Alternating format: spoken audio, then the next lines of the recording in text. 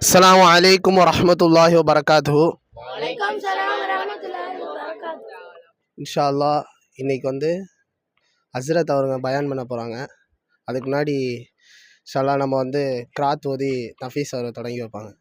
அல்ஹம்துலில்லாஹி ரப்பில் ஆலமீன் الرحمن الرحيم مالك يوم الدين إياك نعبد وإياك نستعين اهدنا الصراط المستقيم صراط الذين أنعمت عليهم غير المغضوب عليهم ولا الضالين آمين.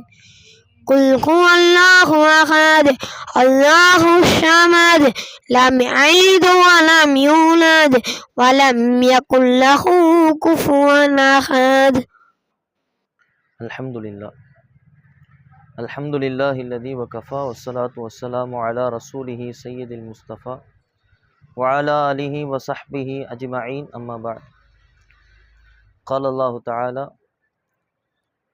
يا أيها الذين آمنوا اتقوا الله حق تقاته ولا تموتن إلا وأنتم مسلمون. وقال النبي صلى الله عليه وسلم الصلاة عماد الدين أو كما قال عليه الصلاة والسلام. السلام عليكم ورحمة الله وبركاته. وعليكم السلام ورحمة الله تعالى وبركاته. الحمد لله. அல்லாஹ்வுடைய பெரிய உபகாரம், அல்லாஹ்வுடைய ஆகப்பெரிய ஞாபகத்து.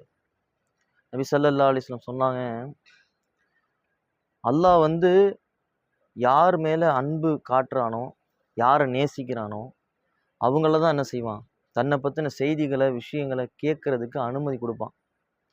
இப்போ அல்லாஹ் அல்லாஹை பற்றி கேட்க, நபியுடைய வாழ்க்கையை பற்றி பேச ஒரு வாய்ப்பை நமக்கு கொடுத்துருக்கான்.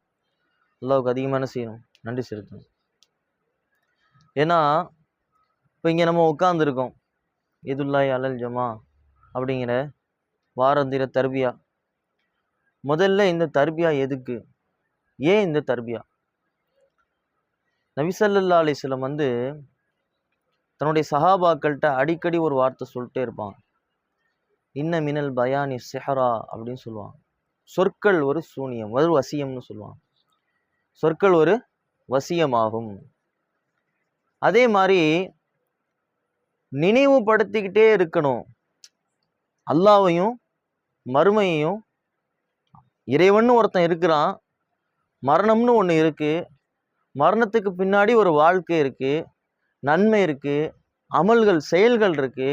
இந்த எல்லா செயல்களுக்கும் நாளைக்கு மறுமையில் கேள்விகள் இருக்கு, கபர் இருக்கு. மௌத்தா போனதுக்கு பின்னாடி கபர் இருக்கு, கபரில் கேள்விகள் இருக்கு. இது எல்லாத்தையும் நினைவுபடுத்திக்கிட்டே இருக்கணும். ஏன்னா அல்லாஹ் சொல்லிட்டான், வதக்கிர் ஃபைன்ன திக்ரா தன்ஃபஅல் முஃமினீன். நீங்கள் உபதேசம் பண்ணுங்க, உபதேசம் உண்மையான மூமின்களுக்கு பலனளிக்கும். உபதேசம் யாருக்கு பயனளிக்கும்? உண்மையான மூமின்களுக்கு பலனளிக்கும். அந்த அடிப்படையில் தான் நபி ஸல்லல்லாஹு அலைஹி வஸல்லம் எங்கே போனாலும், எங்கே இருந்தாலும், எந்த சூழ்நிலைகள் இருந்தாலும் தன்னுடைய சஹாபாக்கள்கிட்ட எப்போவுமே பேசிக்கிட்டே இருப்பாங்க. ஏதாவது ஒரு செய்தியை சொல்லிக்கிட்டே இருப்பாங்க. ஏதாவது ஒரு விஷயத்தில் அல்லாஹ்வை ஞாபகப்படுத்திக்கிட்டே இருப்பாங்க. சஹாபாக்கள் எந்த நேரமும் அல்லாஹ்வை நினச்சிக்கிட்டே இருப்பாங்க. எந்த அளவுக்குன்னா, சஹாபாக்கள் ரசூலுல்லாஹ்ட்ட முறையிடுவாங்களாம், யா ரசூலுல்லாஹ், நான் உங்களோட இருக்கிற வரைக்கும் என்னுடைய மார்க்கப்பற்று அதிகமாக இருக்குது, அல்லாஹ் பற்றின சிந்தனை, மறுமை பற்றின சிந்தனை அதிகமாக இருக்குது. ஆனால் என் வீட்டுக்கு போய் என் மனைவி மக்களை பார்த்துட்டேன்னா என்னுடைய சிந்தனை மாறி போகுது. இது இயல்பு தானே. வீட்டுக்கு போனால், பள்ளியை விட்டு வெளியே போனால், பள்ளிக்குள்ளே இருக்கும் போதே அல்லாஹ்வுடைய சிந்தனை நமக்கு வாரதில்லை. பள்ளியை விட்டு வெளியே போனால் என்ன பேசணுன்றதை மறந்துடுவோம். தொழுகையிலேயே ரக்காத்துகளை மறக்கிறோம்.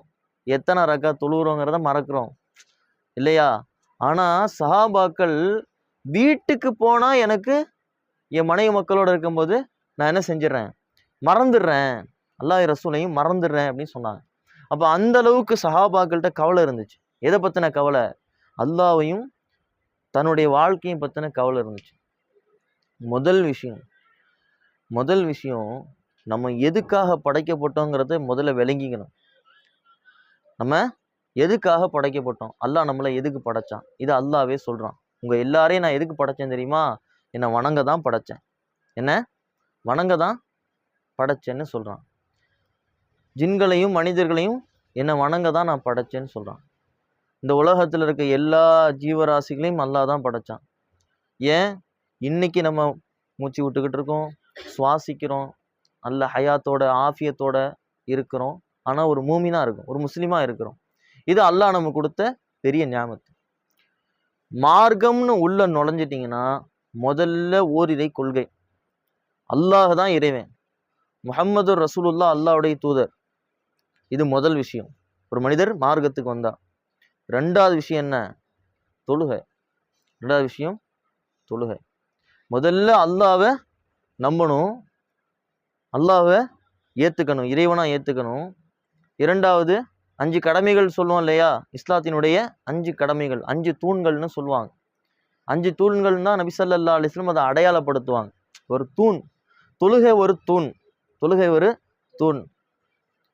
ஒரு மனிதன் முஸ்லிமா அப்படிங்கிறத அடையாளப்படுத்துறது எது? அவரோட பேரா, அவருடைய வம்சாவளியா, அம்மா அப்பாவா? அப்துல் காதர்னு பேர் வச்சா முஸ்லீம் ஆயிடுவாரா? பேர் வச்சா முஸ்லீம் ஆயிடுவாரா? நிச்சயமா இல்லை. அவருடைய வணக்கம் யாரை நோக்கி இருக்கு? அவர் யாரை வணங்குறாரு? அல்லாஹ்வை ஏத்துக்கிட்டேன், அல்லாஹ்வை இறைவனா ஏத்துக்கிட்டேன். அல்லாஹ்வை நான் இறைவனா ஏத்துக்கிட்டேங்கிறதுக்கான சாட்சி என்னங்க? சாட்சி இருக்குல்ல. நான் அல்லாஹ்வை இறைவனா ஏத்துக்கிட்டேன், நான் அல்லாஹ்வை இறைவனா ஏத்துக்கிட்டோம்ல, என்னோட ரப்பு யாருன்னு கேட்டா என்ன சொல்லுவோம்? அல்லாஹ்ன்னு தானே சொல்லுவோம். வேற யாரும் மாத்தி சொல்ல மாட்டோம் இல்லையா? வேற மாத்தி சொல்ல மாட்டோம். ஆனா அல்லாஹ் தானே நம்மளை படைச்சான், அல்லாஹ் தானே இறைவன், அல்லாஹ் தானே வணங்கணும். அல்லாஹ்வை நம்ம வணங்குறோமா? மனசாட்சி தொட்டு சொல்லுங்க. அல்லாஹ்வை நான் வணங்குறேன், அல்லாஹ்வை நான் வணங்குறேன். ஒவ்வொரு பாங்கு சொல்ற ஒவ்வொரு வக்துலையுமே அல்லாஹ்வை புறக்கணிக்கிறோம், அல்லாஹ்வை புறக்கணிக்கிறோம், அல்லாஹ்வை என்ன செய்றோம்? புறக்கணிக்கிறோம். ஆனா சஹாபாக்களுடைய நிலை எப்படி தெரியுமா இருந்துச்சு? எப்படா பாங்கு சொல்லுவாங்க, எப்படா பள்ளிவாசலுக்கு போவோம், எப்படா பாங்கு சொல்லுவாங்க, எப்படா பள்ளிவாசல் போவோம், எப்படா போய் தொழுவோம், எப்படா போய் தொழுவோம், அப்படிதான் இருந்துச்சு. ஏன்னா இது அல்லாஹ்வே குர்ஆன்ல சொல்றான். தொழுகை தொழுகை உங்க மானக்கேடான விஷயத்தை விட்டு உங்களை பாதுகாக்கும்பாங்க. தொழுகை நீங்க அல்லாஹ்வை தான் வணங்குறீங்க அப்படிங்கிறத ஊர்ஜிதப்படுத்தும். வக்முர் அஹலக பிஸ்ஸலா வஸ்தபிர் அலைஹா. ஏவுங்க, உங்களுடைய குடும்பத்தார்களை ஏவுங்க, நபியே உங்களுடைய குடும்பத்தார்களை ஏவுங்க. வஸ்தபிர் அலைஹா லா நஸ்அலுக ரிஸ்கா. நான் உங்ககிட்ட என்ன கேட்கல, ரிஸ்க கொடுங்க. அல்லாஹ் எப்படி எதுவும் வச்சுட்டானா? நீங்க யோசிச்சு பாருங்க.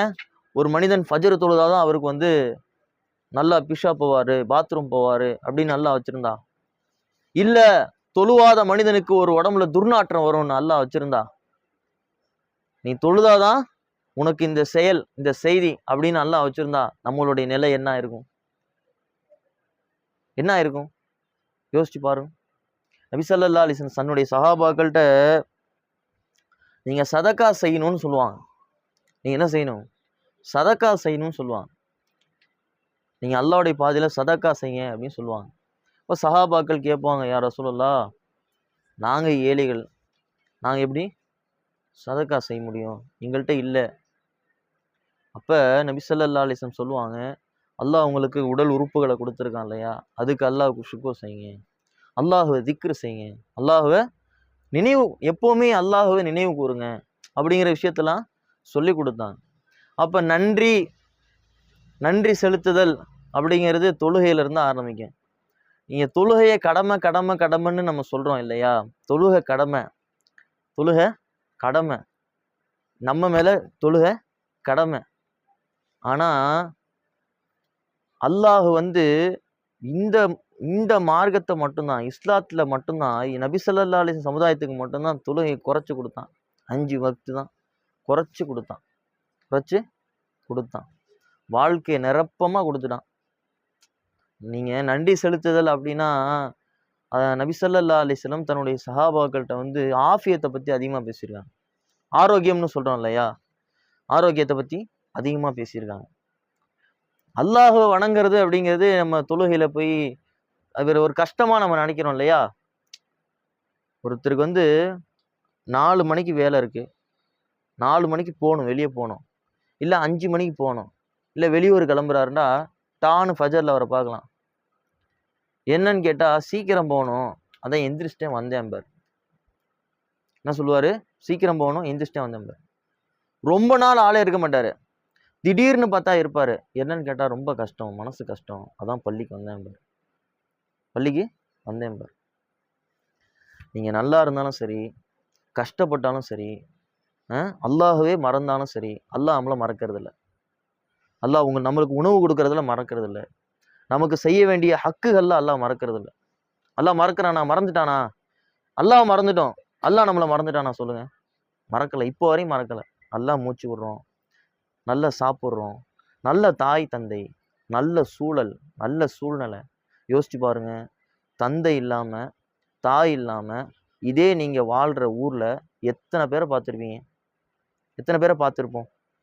கண் இல்லாம, காது இல்லாம, சாப்பாடு இல்லாம, போட்டுக்க ட்ரெஸ் இல்லாம, அடிச்சா கேட்க யாருமே இல்லாம எத்தனை பேரை பார்த்துருக்கோம்? நன்றி செலுத்துறதுன்னா நம்ம நினைக்கிற மாதிரி அனுபவிச்சு நன்றி செலுத்துறது இல்ல. ஒரு தடவை ஒரு மனிதர் வந்து உடம்புல ஒண்ணுமே இல்லை, உடம்புல ஒண்ணுமே இல்லை, ஒரே நோய், நோயில படுத்து கிடக்குறாரு. உமர் ரலியல்லாஹு ஹலீஃபா.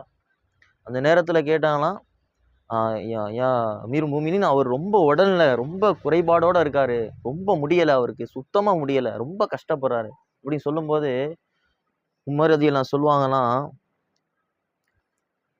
அவர்கிட்ட போய் கேளுங்க, அவர் நல்ல சிறுநீர் கழிக்கிறாரான்னு கேளுங்க அப்படிமா. அவர் நல்லா ஒண்ணுக்கு போறாரா, பிஷா போறாரான்னு கேளுங்கம்மா. நம்ம பிஷா போறோம் இல்லையா, சிறுநீர் கழிக்கிறோம் இல்லையா, அதை நம்ம பெருசா நினைக்கிறதே இல்லை இல்லையா? போறோம், போயிட்டு வந்துகிட்டே இருக்கும். போறோம், வந்தா நமக்கு தெரியுதுல்ல, அறிகுறி தெரியுது. வந்த உடனே என்ன செய்யறோம்? பிஷா போறோம், வந்துடுறோம். 2 நிமிஷம் வேலை பாய், 2 நிமிஷம் வேலை. உமர் ரலியல்லாஹு சொன்னாங்களாம், அவர் நல்லா சிறுநீர் கழிக்கிறாரான்னு கேளுங்க. நல்லா கழிக்கிறாரு, அல்லாஹ்வுக்கு அதுக்கு சுக்குர் செய்ய சொல்லுங்கன்னு சொன்னாங்க. அதுக்கு அல்லாஹ்வுக்கு சுக்குர் செய்யணும், அதுக்கு அல்லாஹ்வுக்கு நன்றி செலுத்தணும். அப்ப நம்மளுடைய உடல் உறுப்புக்கு, நம்மளுடைய வாழ்க்கைக்கு, எல்லாத்துக்குமே என்ன செய்யணும்? நன்றி செலுத்தணும். எப்படி செலுத்துறது? நபி ஸல்லல்லாஹு அலைஹி வஸல்லம் சொல்லி கொடுத்தாங்க. அல்லாஹ் உங்களுக்கு கொடுத்த உறுப்புகளை அல்லாஹ்வுக்கு பிடிச்ச மாதிரி என்ன செய்யுங்க? நீங்க பயன்படுத்துங்க. உங்க கண்ணை, உங்க காதை. உங்க கண்ணை அல்லாஹ் எதெல்லாம் பார்க்காதீங்கன்னு சொன்னானோ அதெல்லாம் பார்க்காதீங்க. உங்க காதை எதெல்லாம் கேட்காதீங்கன்னு சொன்னானோ அதெல்லாம் கேட்காதீங்க. எதெல்லாம் பேசாதீங்கன்னு சொன்னானோ அதெல்லாம் பேசாதீங்க. உங்களுடைய உடல் உறுப்புகள் நாளைக்கு, நம்ம உறுப்புகள் வந்து நாளைக்கு மறுமையில பேசும். நம்ம கை, காலு, கண்ணு, நாக்கு, கால் எல்லாமே பேசும். நம்ம எங்க நடந்தோங்கிறத முதற்கொண்டு, எதுக்காக நடந்தோங்கிறத முதற்கொண்டு நம்மளுடைய கால்கள் சொல்லுமா. இப்போ இதெல்லாம் ஏன் அப்படின்னா, நபி ஸல்லல்லாஹு அலைஹி வஸல்லம் நினைவுபடுத்த சொன்னாங்கன்னா, நமக்கு வந்து மறதி ஜாஸ்தி. மனிதனுக்கு மறதி ஜாஸ்தி. அது இயல்பான குணம். இது ஆதம் அலைஹிஸ்ஸலாம் காலத்துல இருந்தே இருக்கு. அப்பப்போ நினைவுபடுத்திக்கிட்டே இருக்கணும். அப்பப்போ என்ன செய்யணும்? மறுமைய, வாழ்க்கைய நினைவுபடுத்திக்கிட்டே இருக்கணும். அப்பதான் அல்லாஹ் விட்டு என்ன செய்ய மாட்டோம்? தூரமாக மாட்டோம். தூரமாக மாட்டோம். இப்போ சொல்லுங்க பாய், ஒரு முஸ்லீம்னா பேரளவுல வாழ்றவரா, இல்ல வணக்கத்துல இருக்கவரா? நான் அல்லாஹ் வணங்குறேன்னு மட்டும் சொல்லிடாதீங்க. தொழுகையை விட்டுட்டா அல்லாஹ் தான் என்ன படைச்சான்னு சொல்லிடாதீங்க. வாய் கூசாம சொல்லுவோம், அல்லாஹ் தாங்க என்ன படைச்சான், அல்லாஹ் தாங்க எனக்கு உணவளிக்கிறான், அல்லாஹ் தான் எனக்கு உணவளிக்கிறான், அல்லாஹ் தான் என்னை படைச்சான் அப்படின்னு நம்ம சொல்றோம் இல்லையா? அது நம்ம சொல்லவே கூடாது. அல்லாஹ் வணங்கினா தான் சொல்லணும். சாதாரண ஒரு சாதாரண ஒரு விஷயத்துல இருக்க நம்பிக்கை கூட அல்லாஹ் மேல நமக்கு இல்லை. இன்னைக்கு பாருங்க, ஒரு தேவை ஏற்பட்டுச்சு, முதல்ல அல்லாஹ், அப்படிதான் மனிதன். முதல்ல அல்லாஹ்ட்ட கேட்கணும், அடுத்துதான் மனிதன், முதல்ல அல்லாஹ். என்னைக்கு நீங்க தனியா இருக்கும்போது, நான் தனியா இல்ல, நான் தனி அறையில இல்ல, நான் தனி அறையில இல்ல, என்னோட அல்லாஹ் இருக்கிறான், அல்லாஹ் என்னை பார்க்கிறான் அப்படிங்கிற சிந்தனை வருதோ, அப்பதான் முஸ்லீம் ஆக முடியும். அப்பதான் பாவத்தை விட்டு விலக முடியும். பாவத்தை விட்டு விலகிறதுக்கான ஒரே வழி தொழுகை மட்டும்தான். தொழுகை மட்டும்தான். தொழுகை இருந்தா உள்ளம் சீராயிரும். உள்ளம் சீரானா வாழ்க்கை சீராயிரும். வாழ்க்கை சீரானா அல்லாஹ் எல்லாத்தையும் கொடுத்துருவான். எல்லாத்தையும் கொடுத்துருவான். நம்ம தான் சொல்கிறோம் இதுக்கு எதுவுமே இல்லை, என்கிட்ட எதுவுமே இல்லை, என்கிட்ட எதுவுமே இல்லை அப்படின்னு சொல்கிறோம் இல்லையா. எனக்கு எதுவுமே வேண்டான்னு விட்டு வந்தாங்க முஸாப் ரலியல்லாஹு அன்ஹு. பெருங்கொண்ட பணக்காரன். எந்த அளவுக்கு பணக்காரன்னா, அந்த காலத்தில் சாப்பாடு, தண்ணி, வீடு, வசதி எதுவுமே இல்லை, எதுவுமே இல்லை. அப்படி ஒரு காலத்தில் விதவிதமான ஆடை, விதவிதமான சாப்பாடு. இங்கே பூசுனா அங்கே தெரியும் அத்தர் நறுமணம், இங்கே பூசுனா 2 தெரு தள்ளி அடிக்கும் அத்தர் வாடை. பெரிய பணக்காரரு, பெரிய சொத்துக்காரரு. மக்கால போனாலும் மரியாதை, மதீனால போனாலும் மரியாதை. அவ்வளோ பணம். நம்ம நேசிக்கிற பணம், இன்னைக்கு நம்ம நேசிக்கிற ஸ்டேட்டஸ், இன்னைக்கு நம்ம நேசிக்கிற பணம். இன்னைக்கு பணத்துக்காண்டி தானே அல்லாஹ் விட்டு தூரமாயிரும்.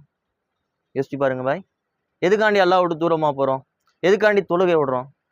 காரணம் தான், வேலைக்கு போகிறேன், டயர்டாக இருக்குது, சோம்பேறித்தனமாக இருக்குது, இல்லைங்க டைம் கிடைக்கல. மிஞ்சி போனால் என்ன செய்வோம்? வேலைக்கே நேரம் சரியாக இருக்குங்க. அல்லாஹ் விட்டு தூரமாகிறதுக்கான காரணம் என்ன?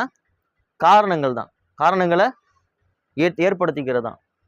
ஆனால் அவர் அல்லாஹ்வோட நெருக்கமாகிறதுக்கு அவர் பண்ணது என்ன தெரியுமா? இதெல்லாம் விட்டுட்டார். அம்மா சொன்னாங்க, நீ இஸ்லாத்தை ஏற்றுக்கிட்டேன்னா சொத்துலேருந்து எதுவுமே கிடையாது, வீட்டை விட்டு வெளியே அனுப்புனாங்க, வெளியே போனாங்க. அவர் மௌத்தா போயிட்டார். நபி ஸல்லல்லாஹு அலைஹி வஸல்லம் அவருடைய மௌத்தா போயிட்டார், யுத்தத்தில் மௌத்தா போயிட்டார். ரசூல்லா வந்து அவருடைய ஜனாசாவை பார்த்து அப்படி அழுதாங்க, அப்படி அழுதாங்க. எதுக்கு தெரியுமா? தினம் ட்ரெஸ்ஸு விதவிதமாக போட்டவர், விதவிதமான ஆடை, காசு, அவ்வளோ காசு உள்ள ஆடை போட்டவர். கஃபனுக்கு துணி இல்லை, இலை தான் இருக்குது. தலையை மறைச்சா கால் தெரியுது, காலை மறைச்சா தலை தெரியும். எப்படி ஒரு சூழ்நிலை! யாருக்காக விட்டாங்க? அல்லாஹ்வுக்காக விட்டாங்க. எதுக்காக இழந்தாங்க? அல்லாஹ்வுக்காக இழந்தாங்க. யோசிச்சு பாருங்க. அல்லாஹ்காண்டி நான் இதை விட்டேங்க, அல்லாஹ்காண்டி இதை இழந்துட்டேங்க அப்படின்னு நம்ம எதாவது சொல்ல முடியுமா? நிச்சயமா சொல்ல முடியாது. அப்போ இந்த உலகத்தில் நம்ம படைச்சதுக்கான நோக்கம் அல்லாஹ் வணங்குறது. அல்லாஹுவை நான் வணங்குறேன் அப்படிங்கிறதுக்கான அத்தாட்சி தொழுகை. ஏன்னா நாளைக்கு முதல் கேள்வி தொழுகை பற்றி தான், மறுமையில் தொழுகை பற்றி தான் முதல் கேள்வி. பிறகு அல்லாஹ் எனக்கு கொடுத்துருக்க இவ்வளவு நியாமத்துக்கும் நான் நன்றி செலுத்துறதுக்கான ஒரே வழி தொழுகை மட்டும்தான், வேற எதுவுமே இல்லை, வேற எதுவுமே இல்லை. அந்த அடிப்படையில் அல்லாஹ் ரப்புல் ஆலமீன் இன்னைக்கு அல்லாஹை பற்றி, அல்லாஹ்வுடைய ரசூலை பற்றி, அல்லாஹ்வுடைய வார்த்தையில கேட்கறதுக்கான வாய்ப்பை கொடுத்துட்டான். அபூஜஹல் வீட்டை ரசூல்லா 3000 தடவைக்கு மேலே தட்டியிருப்பாங்க அபூஜஹல் வீட்டை. அபூஜஹல் யாரு? குரான்ல தப்பத் யதா அபீ லஹபின் வ தப்புன்னு ஒரு அத்தியாயம் வருதுல்ல, அந்த சபிக்கப்படுற ஆள் தான் அபூஜஹல். ரசூல்லாவுடைய சொந்த பெரியப்பா, நபிசாஸுடைய சொந்த பெரியப்பா. எத்தனை வாட்டி ரசூல்லா நேராக பார்த்துட்டாங்க, ரசூல்லா நேராக பார்த்துருக்குறாங்க, ரசூல்லாவோட செய்திகள் தெரியும். சொந்த பெரியப்பா. மார்க்கம் கிடைக்கல, மார்க்கம் என்ன செய்யலை? கிடைக்கல. ஆனால் அல்லாஹ் நமக்கு அந்த வாய்ப்பை கொடுத்துட்டான். நம்ம எதுவும் பண்ணமா மெனக்கட்டமா? நிச்சயமா இல்லை. அப்போ இந்த வாய்ப்புகளை என்ன செய்யணும்? சரியான முறையில் நம்ம பயன்படுத்திக்கணும். தர்பியாங்கிறது அதுக்கு தான். நம்ம ஈமானை சரி செஞ்சுக்கணும். வாரத்தில் ஒரு நாள் நம்ம ஈமானை நம்ம சரி செய்யணும். நம்ம வாழ்க்கைக்கு ஒரு கொள்கை இருக்கணும். நம்ம வாழ்க்கை இப்படி தாங்க அப்படிங்கிற ஒரு கட்டமைப்பு இருக்கணும். சட்டங்கள் இருக்கணும், ஷரியத்து இருக்கணும். ஷரியத்தை பின்பற்றினா தான் உலகத்திலையும் மறுமையிலையும் வாழ முடியும். அப்போ நமக்குள்ள ஒரு கட்டுப்பாடு தான் இந்த மார்க்கம் தான். இந்த மார்க்கத்தினுடைய கட்டுப்பாடை விட்டு வெளியே போயிட்டோம்னா, மார்க்கத்தை விட்டு வெளியே போயிடுவோம். அப்புறம் இந்த உலகத்தில் வாழறதுக்கு நமக்கு தகுதி இருக்காது, மறுமைக்கு போய் வாழ தகுதி இருக்காது. அந்த அடிப்படையில் அல்லாஹ் ரப்புல் ஆலமீன் இன்னைக்கு எப்படி நம்மளை ஒன்று சேர்த்தானோ நாளை மறுமையிலும் ஒன்று சேர்ப்பானா எனக்குரிய என்னுடைய உரையை நிறைவு செய்கிறேன். வாஹிரு தஅவானா அல்ஹம்துலில்லாஹி ரப்பில் ஆலமீன். மாஷா அல்லாஹ். ஃபிர்தௌஸ் மௌலானா அவர்கள் நல்லா, அல்லாஹ் வந்து ஈமான் கொண்டா மட்டும் பத்தாது, அல்லாஹ் தான் படைத்தான், அல்லாஹ் தான் எனக்கு உணவளிக்கிறான் அப்படின்னு சொல்லி அதை மட்டும் நம்பினா பத்தாது, மாறா அல்லாஹ் வணங்குறது தான் உண்மையான ஹக்குன்னு சொல்லி மாஷா அல்லாஹ் நல்லா பேசுனாங்க. அடுத்தபடியாக தாஹா வந்து கஃபரா ஓதுவாங்க. சுப்ஹானல்லாஹி வ பிஹம்திஹி சுப்ஹானக அல்லாஹும்ம வ பிஹம்திக அஷ்ஹது அல்லா இலாஹ இல்லா அன்த அஸ்தஃபிர்க நத்துபு இலைக் சுப்ஹான ரப்பிக ரப்பில் இஸ்ஸத்தில் அம்மா யசிஃபூன் அஸ்ஸலாமு அலல் முர்சலீன் அல்ஹம்துலில்லாஹி ரப்பில் ஆலமீன்.